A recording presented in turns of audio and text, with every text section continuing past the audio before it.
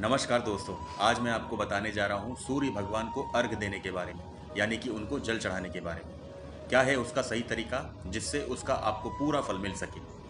किसी भी इंसान की कुंडली में मौजूद सूर्य ग्रह को पिता या ज्येष्ठ का दर्जा दिया जाता है। वैसे तो हर इंसान को सूर्य भगवान को जल चढ़ाना चाहिए, लेकिन जिस इंसान की कुंडली में सूर्य की स्थिति ठीक ना हो उसे जरूर भगवान सूर्य को जल चढ़ाना चाहिए। लेकिन कई बार ऐसा होता है कि नियमित तौर पर जल चढ़ाने के बाद भी हमें कोई अपेक्षित परिणाम हासिल नहीं होते। इसका अर्थ ये है कि हो सकता है कि आप कुछ ऐसा कर रहे हों जिससे वह उपाय आपका विफल हो रहा हो, या फिर आपका तरीका सही ना हो। हिंदू धर्म में सूर्य भगवान को जल देने की महिमा बताई गई है। वैदिक काल से ही इनकी उपासना होती आ रही है। विष्णु पुराण, भगवत पुराण, ब्रह्म वैवर्त पुराण आदि में इसके बारे में विस्तार से बताया गया है। मान्यता है कि भगवान सूर्य की कृपा दृष्टि से रोग और शोक नष्ट हो जाते हैं। जब श्री विष्णु भगवान धरती पर श्री राम के रूप में अवतरित हुए थे, वो भी अपने दिन का आरंभ सूर्य नारायण भगवान की पूजा के उपरांत ही करते थे। भगवान सूर्य पंच देवों में से एक हैं।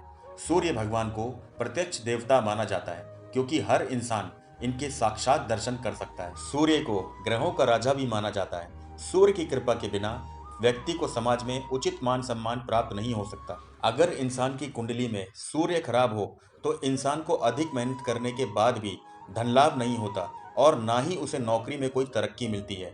इसके अलावा उसे घर में भी उचित मान सम्मान प्राप्त नहीं होता। तो आइए जानते हैं भगवान सूर्य को जल चढ़ाने का सही तरीका और उससे होने वाले फायदों के बारे में। दोस्तों, भगवान सूर्य को अर्घ देने के लिए आप सुबह जल्दी उठकर नहा धोकर साफ सुथरे कपड़े पहनकर, अगर हो सके तो सफेद रंग के कपड़े पहने तो ज्यादा अच्छा होगा। जल देने का जो सही समय है वो सूर्य उदय होने के 1 घंटे के अंदर, या फिर ज्यादा से ज्यादा गर्मियों में सुबह 7:30 बजे से पहले और सर्दियों में 9 बजे से पहले आपको जल दे देना चाहिए। तभी इसका आपको पूरा फल प्राप्त होगा। सूर्य को जल देने के लिए हमें तांबे के लोटे का इस्तेमाल करना चाहिए, क्योंकि तांबा भगवान सूर्य की प्रिय धातु है। अब उस लोटे में शुद्ध जल भरिए। कुछ लोग कुछ खास कामनाओं के लिए उस जल में कुछ चीजें मिलाते हैं, लेकिन अगर आपको अपने सारे ग्रहों को एक साथ ठीक करना है तो आप भगवान सूर्य को प्लेन वाटर यानी कि सादा जल अर्पित करें। हो सके तो उसमें 2-4 बूंदे गंगा जल की डाल सकते हैं। इससे आपकी कुंडली के सभी ग्रह एक साथ ठीक हो जाएंगे। अगर आपकी कोई खास मनोकामना है, जैसे कि मान सम्मान या फिर यश की प्राप्ति के लिए, तो आप उस जल में रोली या फिर लाल कुमकुम मिलाकर जल अर्पित करें। अगर आप चाहते हैं कि आपकी सेहत बढ़िया रहे, आपका कॉन्फिडेंस बढ़िया रहे और आपको सेहत से जुड़ी कोई समस्या ना हो, खास तौर पे हड्डियों से जुड़ी कोई समस्या ना हो, आपको हृदय रोग से जुड़ी कोई समस्या ना हो और आपको नींद ना आने की, अनिद्रा की समस्या ना हो, तो आपको जल में लाल चंदन का पाउडर या फिर लाल चंदन मिलाकर सूर्य को जल अर्पित करना चाहिए। इससे आपको बहुत फायदा होगा। जिन लोगों की शादी में मुश्किल आ रही हो या फिर उनका वैवाहिक जीवन अच्छा ना चल रहा हो, उन लोगों को जल में एक चुटकी पिसी हुई हल्दी मिलाकर सूर्य भगवान को पीला जल अर्पित करना चाहिए। इससे आपकी सारी मुश्किलें दूर हो जाएंगी। अगर आप किसी इंटरव्यू में सफल होना चाहते हैं, या फिर किसी परीक्षा में पास होना चाहते हैं, या जीवन के किसी भी कार्य में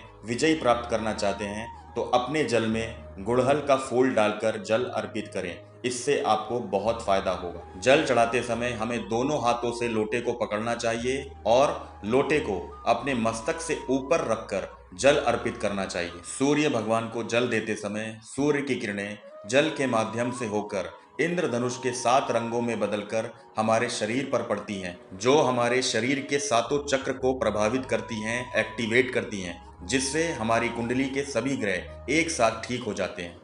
कुछ लोगों का मानना है कि जल देते समय जल की छींटें हमारे पैरों पे नहीं गिरनी चाहिए। इसके लिए आप अपने सामने कोई बाल्टी या बर्तन रख सकते हैं और जल देने के बाद उस पानी को किसी गमले में या पौधे में डाल सकते हैं। सूर्य को जल देते समय भगवान सूर्य के मंत्रों का जाप करना चाहिए, जैसे कि ओम सूर्याय नमः, या फिर भगवान सूर्य के 12 नामों का जाप कर सकते हैं, या इसके अलावा गायत्री मंत्र का भी जाप कर सकते हैं। भगवान सूर्य को जल देने के बाद हमें उनकी 1 या फिर 3 परिक्रमा करनी चाहिए। तो दोस्तों, ये था भगवान सूर्य को जल देने का सही तरीका।